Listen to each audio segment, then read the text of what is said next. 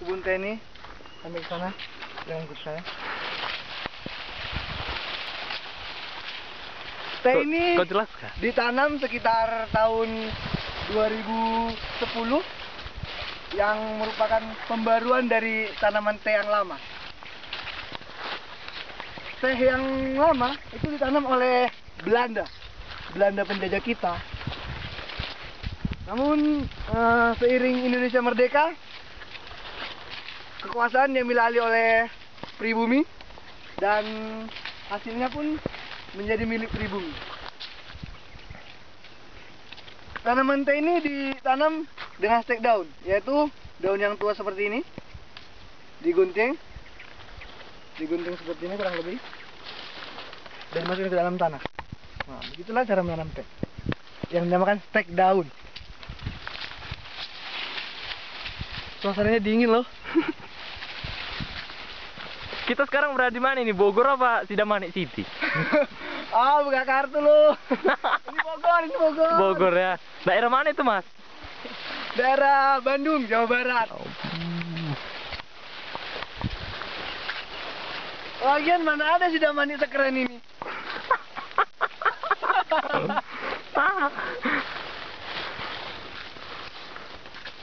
Kalau Anda perhatikan, di sini pucuknya jarang, sedangkan di situ dipenuhi dengan pucuk-pucuk. Nah, ini berarti sebelah sini sudah dipanen, kemungkinan semalam atau kemarin. Nah, sama seperti sini. Ini juga pucuknya tidak seberapa dibandingkan yang situ. Lihat. Nah, ini dia pucuk yang belum dipanen dan sudah siap dipanen. Bagaimana kalau kita panen sekarang? Satu pohon. Caranya. Kita perhatikan ya. Kita panen manual karena nggak bawa alat. Cara ngutip pucuknya itu kayak mana, Bang? Perhatikan, jari di tengah, vacuum seperti ini, ditaruh melingkar, Tuh. dan tarik. Nah, 3 daun yang diambil, 3 daun termuda yang diambil ya. Nah, karena itu yang bisa diminum. Kita pucuk lagi semua ya. Banyak. Nanti kebun marah. Nah aja, ini kan kebun kita juga. Oh. Saya rasa ini cukup untuk membuat segelas teh yang nikmat tentunya. Nah, selanjutnya, teh seperti ini pertama-tama ditumbuk yang halus. Atau ada juga beberapa produk yang dia bukan ditumbuk tapi hanya dikeringkan, yang akan jadi teh hijau. Nah, teh hijau dia prosesnya beda dengan teh merah, yaitu dia tidak tumbuk, hanya dikeringkan, kemudian digongseng. Nah, setelah itu di fermentasi, maka dia akan jadi teh hijau. Belum. Basurip ya, follow me. Follow me. Oh, enggak, kupikir kolong me. Like this ya. Like this ya. Ojo nesu-nesu. Nah, kalau kalian perhatikan, banyak pohon-pohon seperti itu. Pohon-pohon seperti itu, pohon-pohon tinggi, ada yang masih muda. Nah.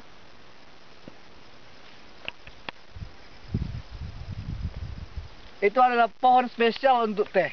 Kenapa? Karena pohon itu menghasilkan semacam cairan yang membantu tumbuh kembang teh. Pohon apa namanya itu, Pak? Pohon sanggani. Sanggani. Ingat itu pemirsa, pohon sanggani. Pohon-pohon seperti ini yang paling efektif adalah saat usia di bawah 10 tahun. Sedangkan saat sudah besar seperti itu, dia akan sedikit cairan yang dikeluarkan akan berkurang. Maka sudah nggak efektif lagi. Kemungkinan sebentar lagi akan ditumbangkan, diganti yang baru seperti yang itu. Anda bisa lihat sebelah sana. Nah, itu adalah pohon yang baru, yang masih muda, dan cairan yang dihasilkan masih sangat efektif untuk tumbuh kembang teh.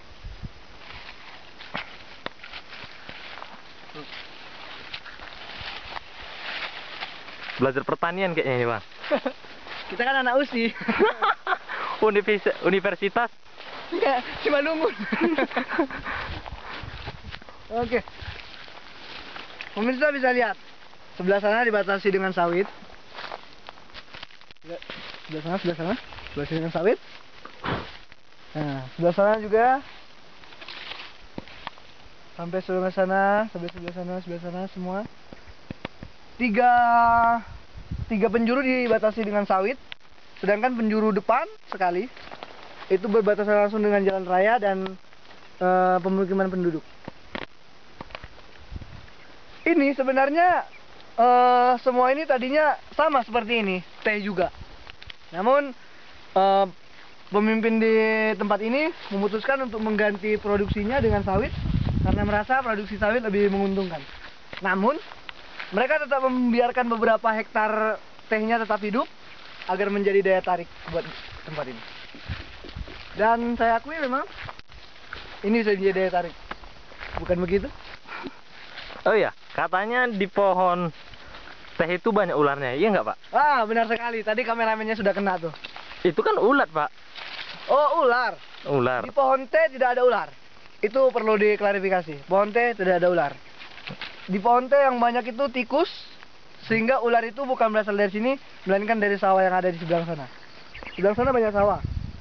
Nah, jadi tikus-tikus yang sini, ular dari sana mencari kemari, maka orang bilang banyak ular di pohon teh, tidak benar. Yang banyak ular itu di sawit. Kenapa?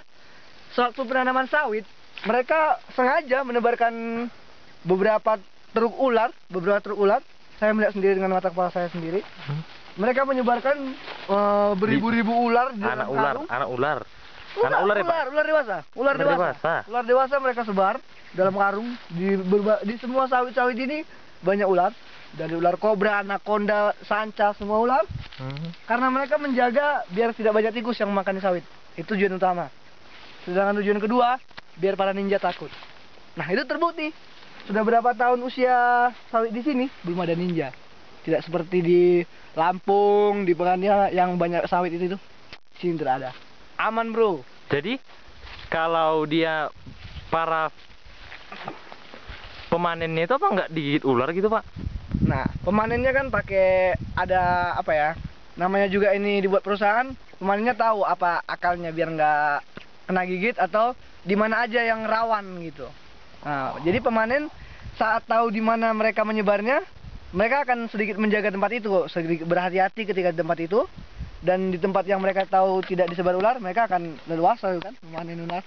Sedangkan para ninja yang tidak tahu di mana ular itu diletakkan, mereka mungkin akan sembarangan masuk, dan ketika mereka tiba di tempat ular, mereka akan digigit ular.